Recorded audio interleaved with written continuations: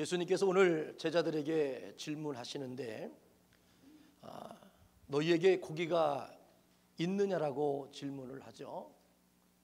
그럴 때 제자들은 이렇게 대답을 합니다. 없나이다 라고 고백합니다.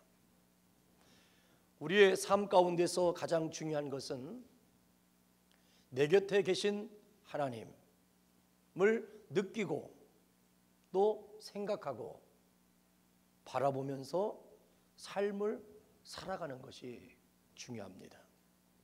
십자가 사건 후에 예수님의 수제자였던 베드로는 예수님이 십자가에 돌아가시는 일을 보고 그가 낙심합니다. 낙심한 후에 그들은 자기의 본래의 고향으로 돌아가고 본래의 잡을 하고 있어요. 그래서 고기를 잡게 됩니다. 그리고 부활하신 예수님께서는 그 사실을 아시고 그들을 찾아가게 돼요. 분명히 예수님께서 예수님의 제자들을 찾아오셨지만 곁에 와 계시지만 제자들은 그 예수님을 알아보지를 못하는 것입니다.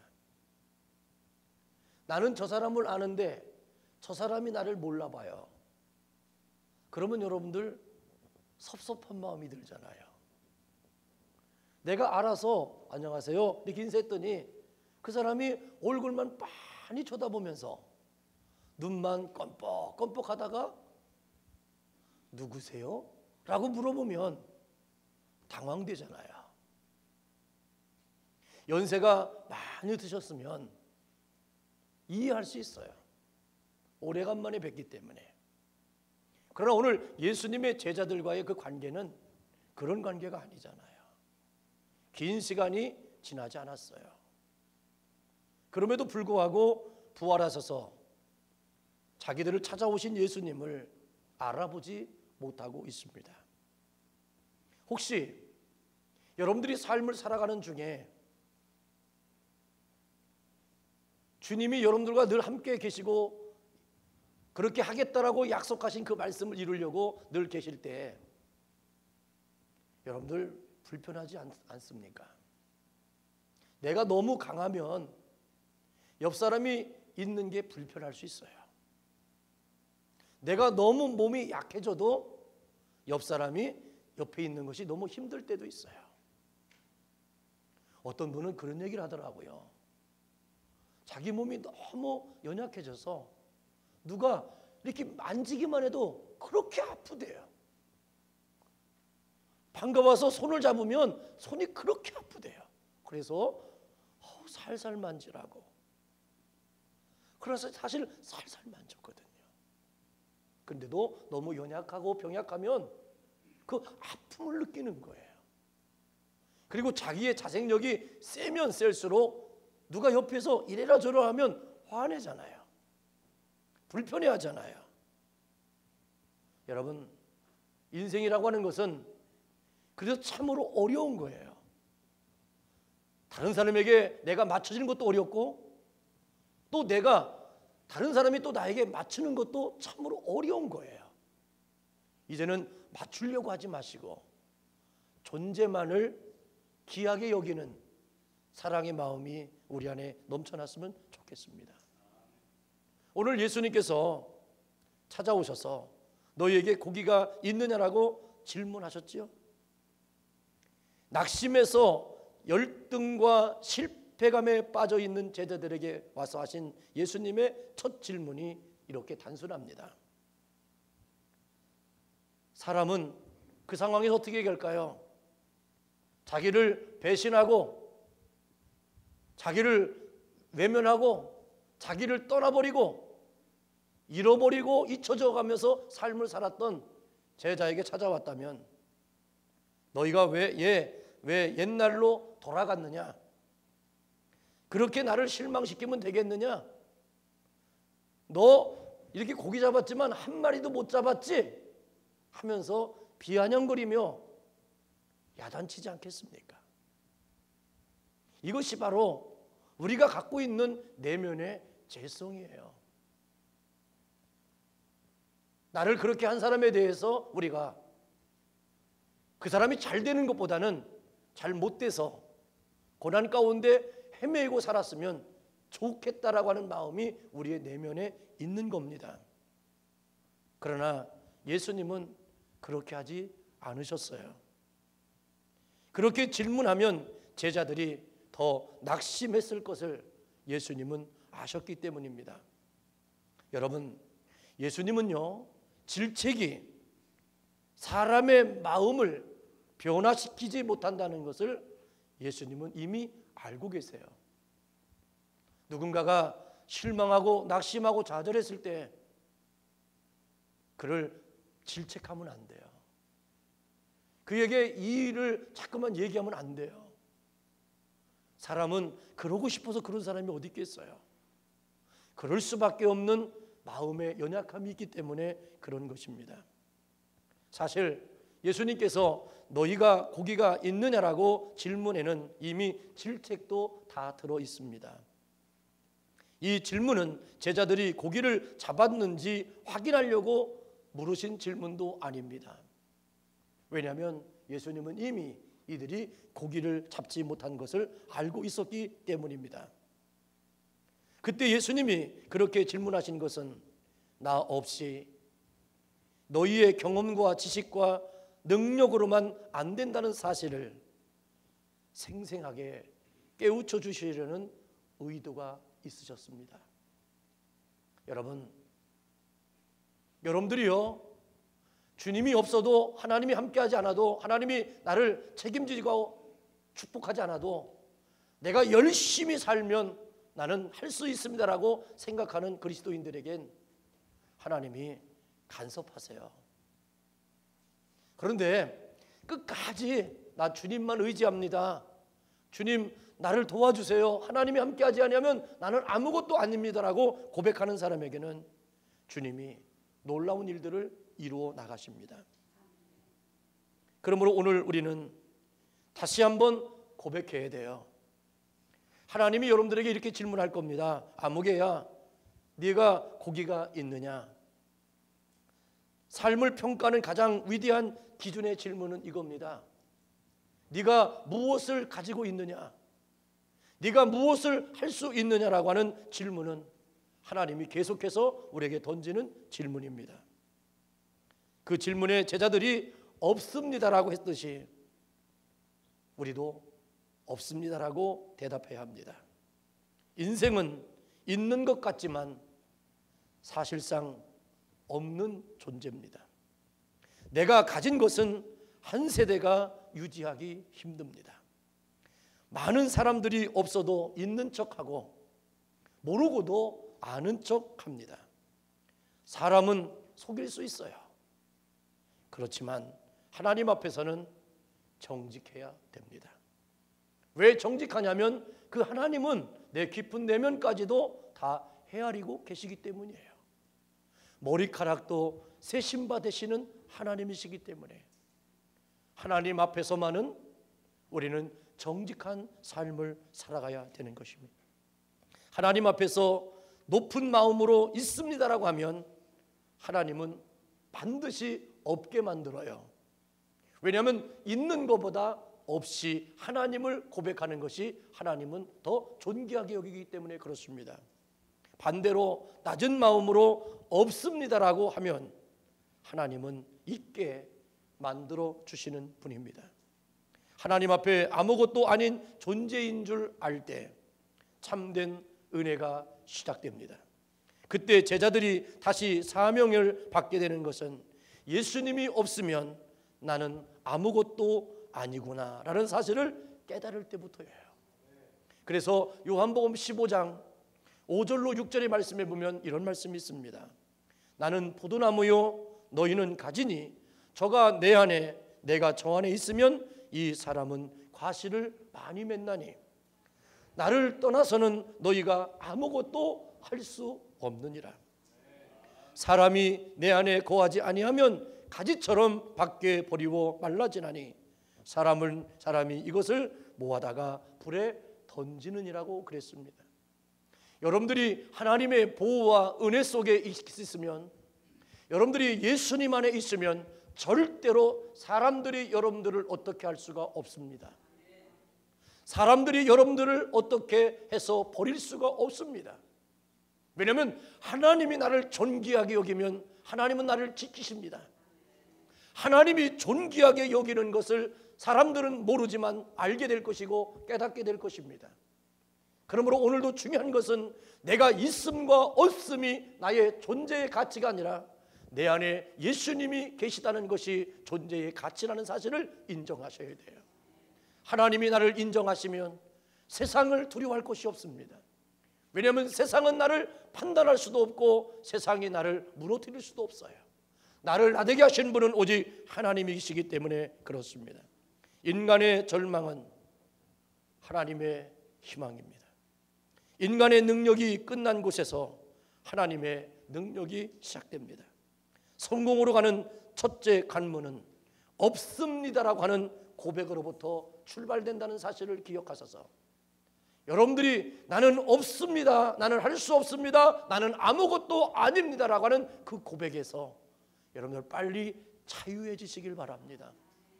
그곳으로부터 하나님의 은혜가 있기 시작된다는 사실을 우리는 잊어서는 안 돼요. 하나님이 없으면 아무것도 아닌 존재임을 인정할 때 기적의 하나님을 만나게 됩니다.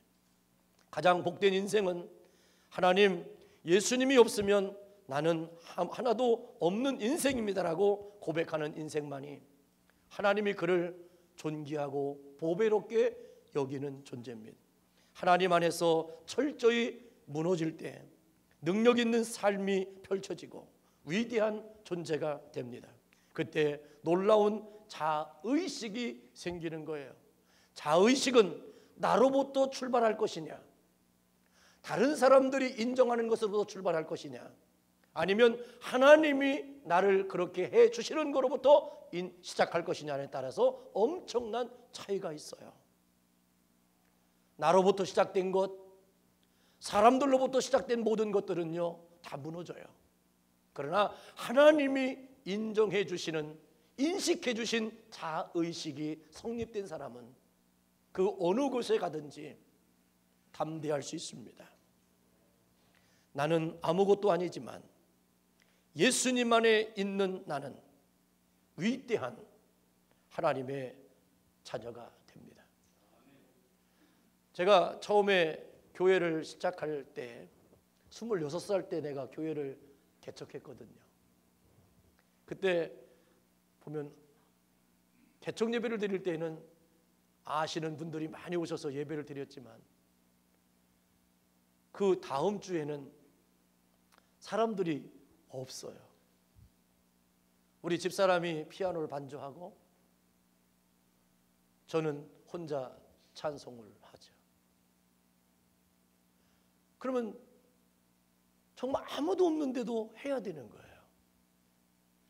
그때 불려졌던 제 찬송이 있어요. 나 아무것도 없어도. 그때 저는 사람들이 없지만 하나님께서 돕는 천군 천사를 이 자리에 꽉 채워놨다라고 믿고 예배를 인도했던 생각이 나요. 그래서 오늘도 저는 고백할 수 있어요. 없는 것이 두려운 것이 아니라 없음 때문에 내가 낭망하여 하나님을 의심하는 것, 하나님을 저버리는 것만큼 더 문제가 있는 것이 없다고 생각해요. 그래서 이 시간 찬송하기를 원합니다. 그때를 생각하면서 제가 한번 찬송을 할게요. 나 아무것도 없어도.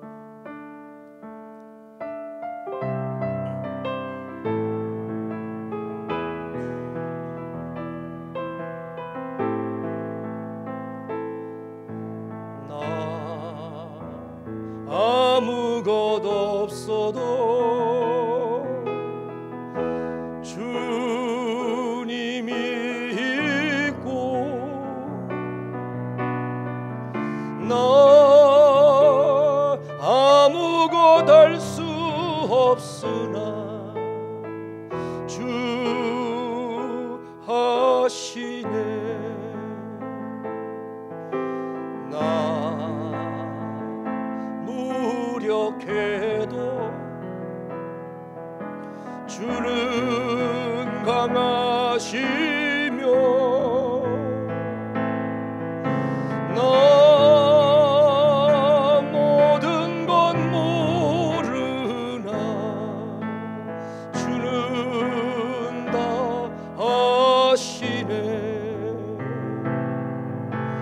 나 어두울 때 주 빛 되시고 나 어디 가야 좋을지 모를 때 주 나의 길이 되시네. 나 슬픔에 잠기어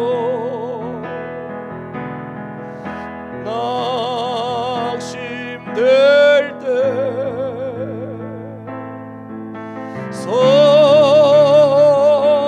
선하신 주의 발 날 붙드셨네. 나 어두울 때 주 빛 되시고 나 어디 가야 좋을지 모를 때 주 나의 길이 되시네. 나 슬픔에 잠기어 낙심될 때 선하신 주의 발 날 붙드셨네. 그래서 고백할 수 있어요. 요한복음 15장 5절에 말씀하시잖아요. 나를 떠나서는 너희가 아무것도 할 수 없느니라. 여러분들 정말 여러분들의 가능성, 여러분들의 소망, 여러분들의 존재의 자의식은 나로부터도 아니고 다른 사람이 나를 인정하는 것도 아니고 하나님이 나를 나되게 하신 것으로부터 출발되는 것이 그리스도인이에요. 그게 바로 정체성이라고 하잖아요. 영어로는 아이덴티예요. 나의 아이덴티, 나의 정체성.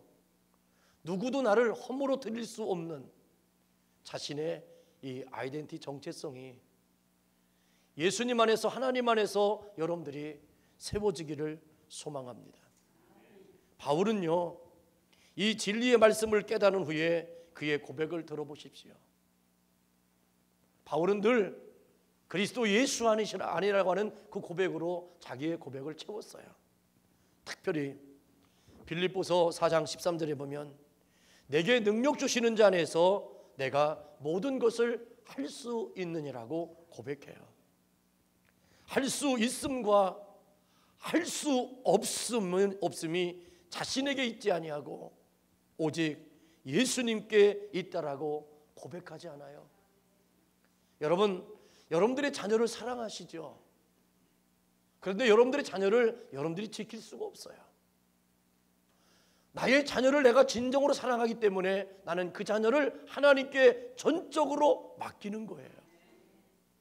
그럴 때 나의 믿음 때문에, 내가 그를 사랑하시는 그 마음을 알기 때문에 나의 아버지가 되신 하나님께서 그들을 지켜주시는 거예요.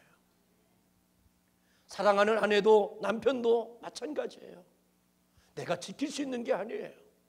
그래서 우리는 하나님 아버지께 그들을 의탁하는 거예요. 그럴 때요, 하나님께서 나를 사랑하시기 때문에, 그가 잘못되어지고 그러면 내 마음이 아플 것을 아시기 때문에 하나님이 그를 지켜주시는 겁니다. 예수 그리스도 안에 사는 성도는 모든 일을 만나든지 어떤 일을 만나든지 실망하거나 낙망하면 안 돼요. 왠 줄 아십니까? 우리에게는 낭만과 실망이 예수 안에서 허락하지 않았기 때문이에요. 갈라디아서 6장 9절에 우리가 선을 행하되 낙심하지 말지니 피곤하지 아니하면 때가 이름에 거두리라고 말씀하셨어요. 우리는 피곤하고 낙심하면 안 돼요. 왠지 아십니까? 여러분들에게 허락한 적이 없어요. 하나님이 우리는 허락했기 때문에 하면 하나님이 책임져 주시지만 하나님이 허락하지 않은 것을 내가 행하면 하나님은요 우리를 연단하는 것으로 내몰아요. 그래서 시간을 멀어지게 만드는 거예요. 그러나 그 상황 가운데서도 내가 믿음으로 기도하며 주 앞에 나가면 하나님은 우리를 책임져 주시는 하나님이십니다. 우리는 고백합니다. 예수님만이 나의 희망이십니다. 예수님 내 안에서만이 실패도 유익한 것이 될 수 있어요. 그때에 육신의 눈은 닫히고요 마음의 눈이 열려요. 그때 사랑과 용서의 눈도 열립니다. 하나님과 깊이 만나면 판단하는 마음도 사라져요. 이제 어느덧 우리는 헤아리거나 비판하거나 정죄하는 마음에서 내가 자유해져요. 왜요? 하나님이 하실 일을 내가 할 필요가 없다는 사실을 알게 되기 때문에 그래요. 그리고요 악인은 보다 큰 사랑을 받아야 할 존재라는 것으로 보이게 돼요. 악한 사람 보면, 불의한 자를 보면 원망하고 불평하는 것이 아니라 저가 더 큰 사랑을 받아야 되는 존재라는 것을 알기 때문에 우리는 그를 저주하지 아니하고 우리는 그들을 축복할 수 있어요. 여러분들을 곤고하게 하고 여러분들을 아프게 하고 여러분들을 이 끝자락으로 몰아친 사람들이 있습니까? 그러나 여러분들 시간을 지내고 나면요 그 사람이요 그렇게 불쌍해 보이는 거예요. 그는요 하나님의 사랑을 더 받아야 될 사람이고 큰 사랑을 받아야 될 사람이에요. 그러므로 여러분들 그런 마음이 우리 안에 자리 잡을 수 있는 것은 바로 뭐냐면 예수님을 나의 희망으로 삼을 때만 가능하다는 것입니다. 그때 사랑하는 마음과 인자함과 자비가 생기고 막힌 담이 홀리게 되어 있어요. 그때 하나님과 나의 막힌 담, 그리고 사람과의 막힌 담, 그리고 내 마음과 막힌 담이 홀려져야 되는 것입니다. 바로 그때 육신에 막힌 혈관과 신경도 뚫리고요 건강을 막는 각종 질병이 사라지고 축복의 문이 활짝 열리고 변화의 역사가 시작됩니다. 여러분 모든 질병의 근원은 유전적인 것도 있겠지만 요즘은 후천성 중에서 가장 무서운 게 바로 뭐냐면 스트레스예요. 옛날에는요 그런 스트레스가 많지 않았어요. 근데 요즘은 왜 이렇게 스트레스가 많은지 모르겠어요. 그 스트레스가 뭘까요? 욕망이 많기 때문에 그러는 거예요. 경쟁하기 때문에 그러는 거예요.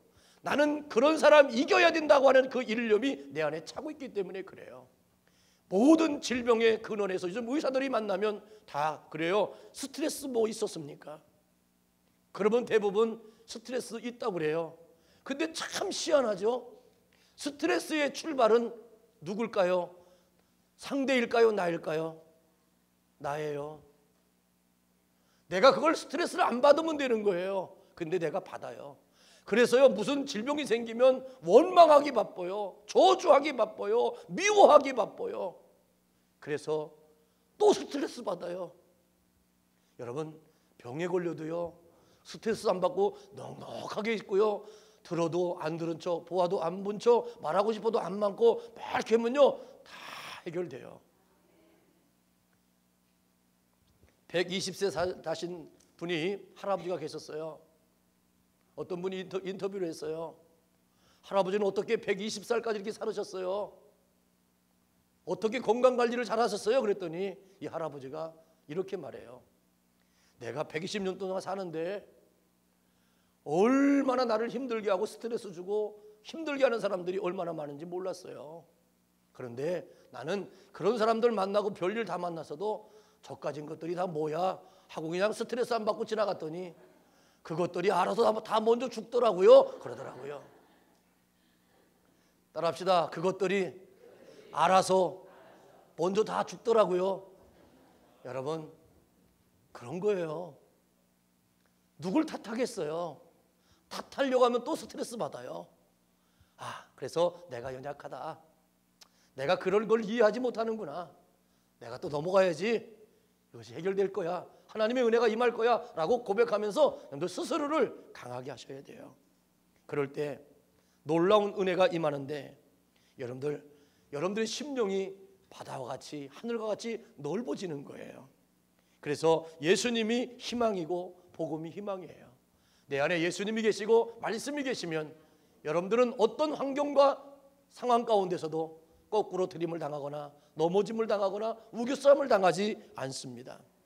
아프리카 잠비아에는요, 세계에서 가장 악명 높은 범죄자 교도소가 있습니다.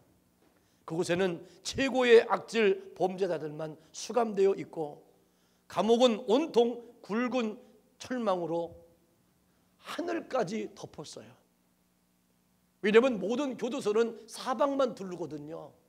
왜? 보통 사람들 같으면 우회로는 못 도망가니까. 근데 이들은요, 우회를 열어놓으면 우회로도 도망갈 수 있는 그런 악질들이에요. 그래서 하늘까지 덮었어요. 그리고 교도소 안에는 사방 5m밖에 되지 않는 크기의 작은 운동장 하나만 만들어 놓고 하루에 1시간만 나와서 몸을 풀 수 있도록 했습니다. 그것도 운동하는 게 아니에요. 그냥 국민체조하고 들어가는 거예요. 또 변기도 없어서 자기가 쓰는 식기에다가 대소변을 받아서 그걸 사용해야 되는 거예요. 그리고 또 아프리카니까 뜨거운 열기와 그 구역질 나는 냄새로 인해서 그것은 숨도 제대로 쉴 수 없는 인간 지옥이라고 변명하는 감옥이 있습니다. 이곳에 120명이 갇혀 있는데 어떤 이름도 없이 빛도 없이 어떤 분이 복음을 그곳에 가서 전했습니다. 몇 년이 지난 후에 120명의 수용소 중에 80여 명이 예수님을 믿게 되고 그 중에 45명은 사형수였습니다. 복음이 악질 수용수들을 무수히 변화시키는 놀라운 소식을 듣게 되었는데 교도소 선교사로 유명했던 찰스 콜슨 박사라고 하는 분이 그들을 특별히 만나고 싶었어요. 그가 교도소 안에 들어서자마자 80여 명의 우르르 일어서더니 어떤 신호에 맞춰서 그들이 찬송을 부르는데 사부 합창으로 그 소리가 나기 시작했습니다.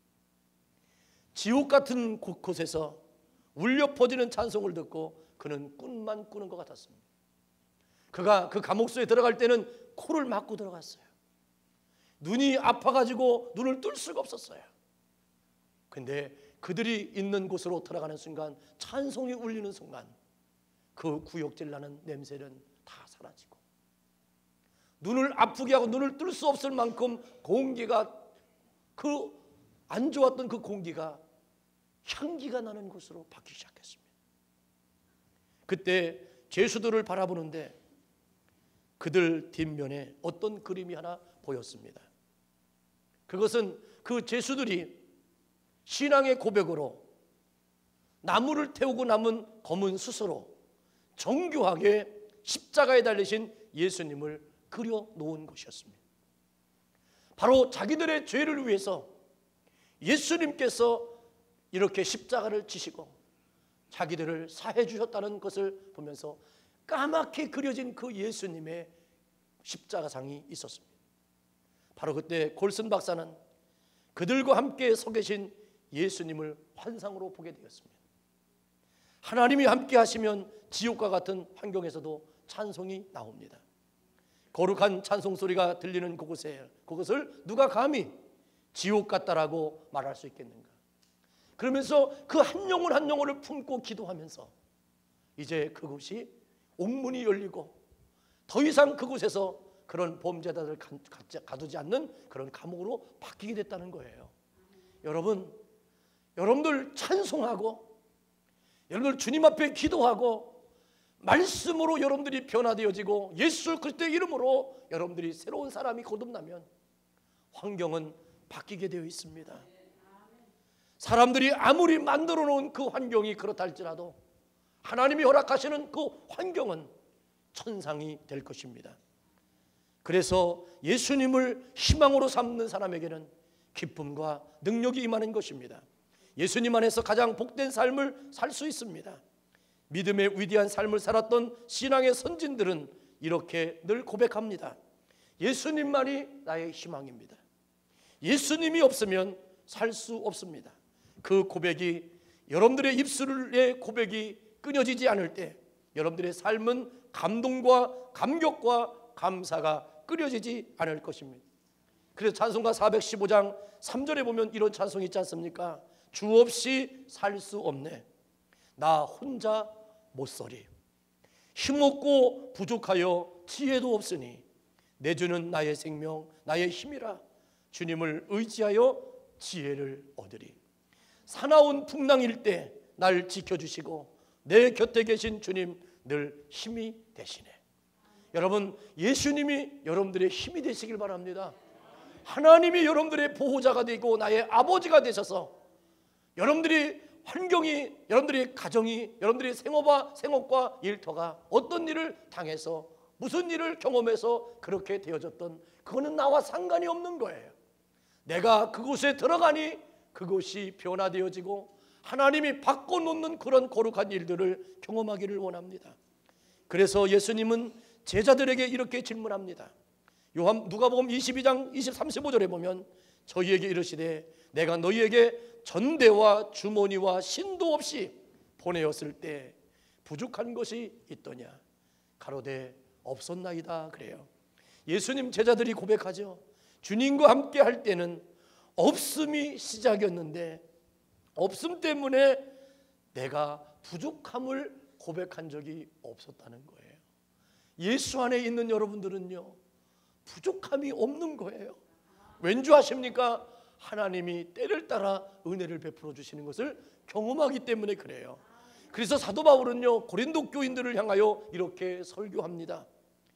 고린도후서 6장 6절로 10절에 보면 무명한 자 같으나 유명한 자여, 죽는 자 같으나 보라 우리가 살고, 징계를 받는 자 같으나 죽임을 당하지 아니하고, 근심하는 자 같으나 항상 기뻐하고, 가난한 자 같으나 많은 사람들을 부유하게 하고, 아무것도 없는 자 같으나 모든 것을 가진 자로다. 여러분이 바로 그런 사람이에요. 여러분, 우리는 모든 것을 가진 사람이에요. 왠지 아십니까? 모든 것을 역사하시는 분이 하나님이시기 때문에 그렇습니다. 그래서 시편 23편 다윗은 이렇게 고백하잖아요. 여호와는 나의 목자시니 내가 부족함이 없으리로다. 그가 나를 푸른 초장에 누이시며 쉴만한 물가로 인도하시는도다. 내 영혼을 소생시키시고 자기 이름을 위하여 의의 길로 인도하시는도다. 다윗은요 이렇게 고백해요. 하나님이요 나를 인도하시고 나를 축복하시고 나를 지키시는 것은 나를 보고하는 게 아니라 하나님의 이름을 걸고 하신대요. 여러분, 얼마나 위대한 고백이에요. 우리는 보통 존재가 아니에요. 우리는 나의 노력으로 나의 이름으로 사는 존재가 아니라 하나님이 이름을 걸고 나에게 향하신 그 은혜로 사는 사람이에요. 다윗이요 이런 고백을 하고 나니까 내가 사망의 음침한 골짜기를 다닐지라도 해를 두려워하지 않아요. 왜요? 그곳에서도요 주의 막대기와 지팡이가 나를 안위하시고요, 내 인생 가운데 원수를 만나도요 상관없어요. 왜요? 내 원수의 목전에서 내게 기름을 바르심으로 내 잔이 넘치게 만들어 주신다. 그래서 다윗의 고백은 뭡니까? 나의 선하심과 인자하심이 정녕 나를 따르느니 내가 여호와의 집에 영원히 거한다는 거예요. 그래서요 한 주간 삶을 살다가요 주일만 되면요 너무 기쁜 거예요. 주님 앞에 나와서 예배하고 싶어야 돼요. 달려와가지고요 하나님 내가 이렇게 살았어요, 이런 일도 있었어요, 이런 별 볼 일도 있었어요, 내가 이렇게 얼마나 기분 나빴는지 몰라요, 내가 힘들었어요. 그렇지만요 하나님 날 지켜주셨어요. 내가 여기까지 왔어요. 오늘 또 주일날 온 겁니다. 하나님 나의 얼굴을 보시고 기뻐해 주세요. 이런 것이 바로 오늘 우리가 드려지는 예배의 모습인 거예요. 오늘 우리는 선포하고 고백합니다. 예수님만이 나의 희망이라고, 그리고 예수님만이 나의 소망이며 나의 기쁨이라고. 나의 주가 되신 예수님의 생명은요, 성도님들의 희망이 되어지기를 축복합니다. 그래서 이제 오늘도 우리는 예수 그리스도 안에 있는 거듭난 사람, 새로운 사람, 하나님의 자녀가 된 우리들에게는요, 내일을 염려할 필요가 없어요. 우리에게는 내일을 주신 그 하나님이 나에게 내일도 책임질 것을 믿기 때문에 그래요. 오늘도 예수님만으로 희망 삼는 여러분들이 되셔서 여러분들이 이 땅에 정말로 살아계신 하나님이 어떻게 역사하시는지를 증거하는 축복의 통로들이 되기를 주의 이름으로 축원합니다.